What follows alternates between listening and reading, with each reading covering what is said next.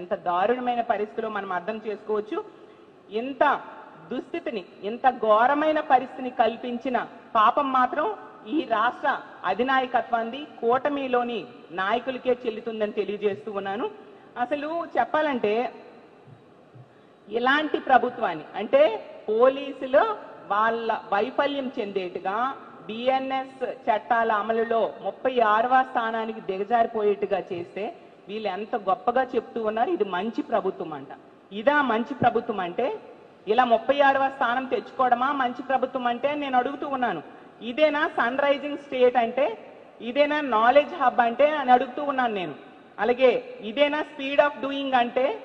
ఇదేనా good governance అంటే నేను అడుగుతూ ఉన్నాను. ఇది గుడ్ గవర్నెన్స్ కాదు, బ్యాడ్ గవర్నెన్స్ అనేది క్లియర్ గా ఈ నివేదిక ద్వారా అర్థమవుతుంది. ఇది మంచి ప్రభుత్వం కాదు, ముంచే ప్రభుత్వం అనే విషయం కూడా అర్థమవుతూ ఉండే పరిస్థితి మనం చూస్తూ ఉన్నాం.